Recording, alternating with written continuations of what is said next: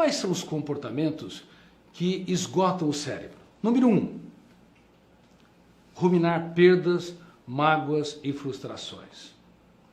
Se você rumina perdas, mágoas e frustrações, você é refém do seu passado. Quando alguém te convida para você visitar a sua casa, você não teria coragem de entrar na cozinha e colocar a sua cabeça na lata de lixo.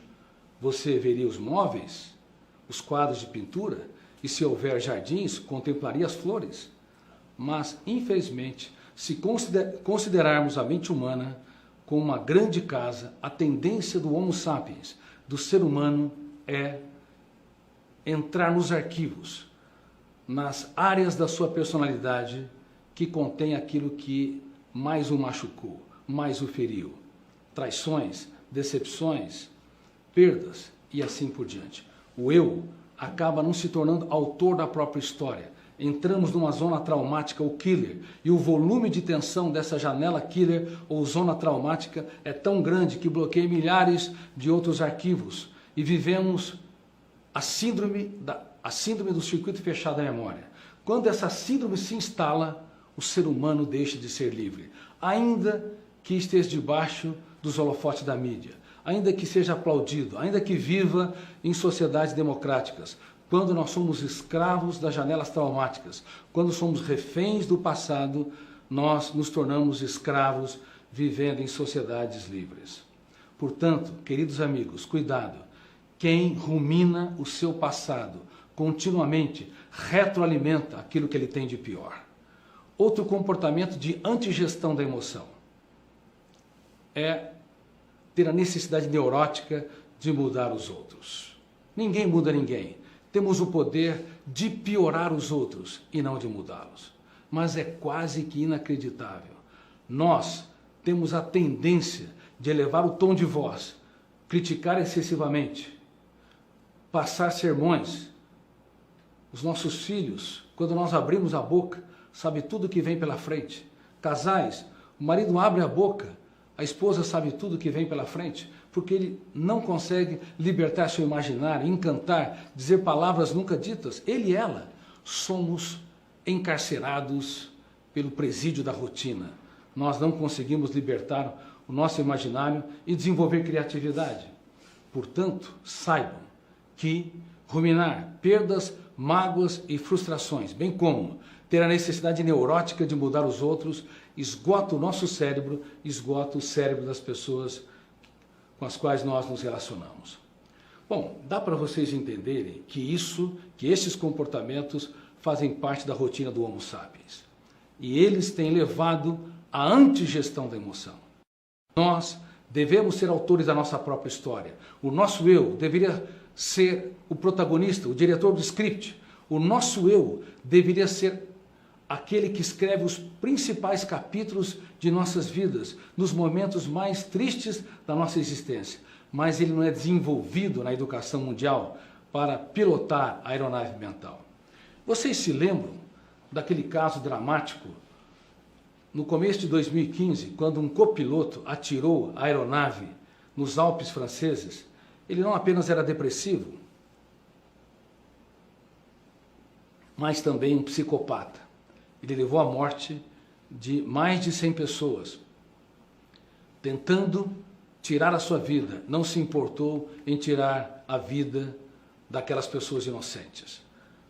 Aquilo que ocorreu naquela aeronave, se você considerar uma metáfora da vida, ocorre com frequência ao longo do nosso dia, ao longo da nossa história existencial. Você tem um eu, que é o seu piloto, mas muitas vezes esse piloto não consegue entrar na cabine de comando da mente humana e controlar pensamentos e gerenciar emoções. Nos tornamos vítimas, mesmo quando somos cultos, porque não sabemos de técnicas importantes para que possamos administrar a nossa mente e sermos autores da nossa própria história. Veja bem, existe uma técnica chamada DCD, duvidar, criticar e determinar. A dúvida é o princípio da sabedoria na filosofia. Ninguém brilhou na sua mente se não aprendeu a usar a arte da dúvida. duvidar de tudo aquilo que nos controla, duvidar do sentimento de culpa, duvidar também de ideias perturbadoras, duvidar das nossas crenças limitantes. Se nós não aprendermos no silêncio da nossa mente a duvidar de todo o lixo psíquico, ele é registrado pelo fenômeno RAM, registro automático da memória, e se converterá em janelas traumáticas que nos sequestrará num único lugar que jamais deveríamos ser prisioneiros.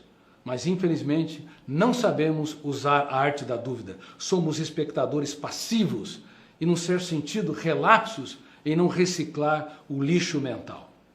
Bom, não apenas a arte da dúvida, mas a arte da crítica. A crítica é o princípio da sabedoria na psicologia.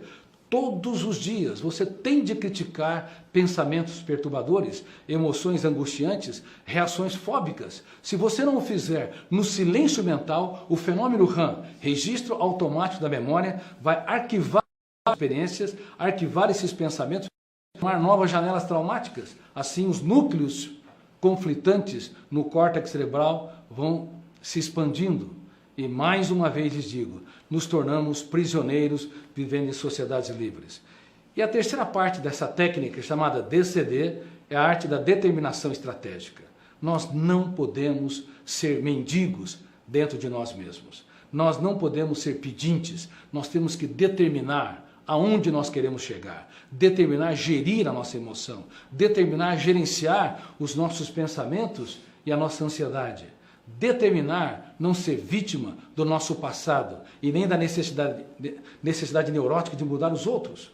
Mas é quase que inacreditável. Nós temos uma educação cartesiana no mundo todo. Mesmo as escolas que estão no topo do ranking das melhores universidades, como Harvard, Cambridge, Oxford, ensinam os alunos a conhecer o mundo de fora, mas não ensinam os alunos a terem habilidades para que o seu eu possa dirigir o seu próprio script. Não os ensinam a impugnar, discordar, confrontar de tudo aquilo que o controla, o asfixia, o apequena. Não os ensina a entender que há um fenômeno que está registrando e biografando todos os dias a nossa personalidade. Portanto, queridos amigos, a técnica do DCD é vital para que possamos dirigir minimamente o nosso próprio script. Outro comportamento importante e que devemos aplicar a técnica do DCD. Cobrar demais de nós e cobrar demais dos outros. Você cobra demais das pessoas que estão ao seu redor. Você é altamente exigente. E com você? É implacável? Quando você erra, falha. Quando você tropeça, você dá risada dos seus erros e grita dentro de si, os melhores dias estão por vir? Infelizmente, aonde eu dou conferência, da Romênia, passando pela Europa, Estados Unidos, América Latina, é a mesma coisa. O ser humano, ele frequentemente tende a ser excelente para a sua empresa ou instituição, enfim, excelente para a sociedade, mas é um carrasco de si mesmo, algoz de si mesmo, aumentando os níveis de exigência para ser feliz, relaxado e realizado, por cobrar demais de si. Quem cobra demais de si está apto para trabalhar numa financeira, mas não para ter uma bela história de amor com a sua saúde emocional. Bom, eu falei, portanto, de 3 comportamentos que esgotam o cérebro e que nós devemos aplicar a arte da dúvida, da crítica e da determinação estratégica. Vamos voltar. Primeiro eu disse que nós devemos aprender a não ser escravo do passado, não ser refém do passado. Depois eu disse que nós não deveríamos jamais ter a necessidade neurótica de mudar os outros. Quando elevamos o tom de voz, criticamos excessivamente, comparamos, pressionamos ou passamos sermões, nós estimulamos o fenômeno RAM a registrar janelas killer nas pessoas com as quais nos relacionamos. Nós pioramos os nossos filhos. Começamos o relacionamento no céu do afeto, com a nossa parceira ou nosso parceiro. Mas terminamos esse relacionamento no inferno dos atritos, porque somos construtores de janelas traumáticas sem o saber. E o terceiro fenômeno, que esgota o cérebro e é a antigestão da emoção, é o fenômeno onde nós temos a tendência de atuar como cobradores, como algoz de nós mesmos e dos outros. Eu cito esse fenômeno, essa tese, como uma tese onde nós atuamos como agiotas da emoção. O agiota financeiro é aquele que empresta e cobra juros caros. O agiota da emoção é aquele pai que se doa, é aquele casal que se doa um para o outro, mas ao invés de abraçar, relaxar diante dos erros, investir nos sonhos, ter um amor inteligente, eles se tornam altamente críticos. Tem a necessidade neurótica de apontar falhas, a necessidade neurótica de controlar quem ama. E o amor só pode ser desenvolvido na terra da liberdade. Quem controla demais o seu parceiro, quem tem ciúmes excessivo, vive essa tese. A tese de asfixiar o romance, porque com as melhores das intenções, cria um clima onde janelas killer são formadas, esgotando o cérebro e traumatizando a relação. A versão mais moderna dos ciúmes, de acordo com gestão da emoção, é saudade de mim. Toda pessoa que controla demais os outros é porque não tem domínio de si mesmo. Toda pessoa que tem ciúmes excessivo de alguém ou até de algo é porque não tem autoconfiança, é porque tem saudade de si. Cobra o reconhecimento do outro, um reconhecimento que não dá para si mesmo.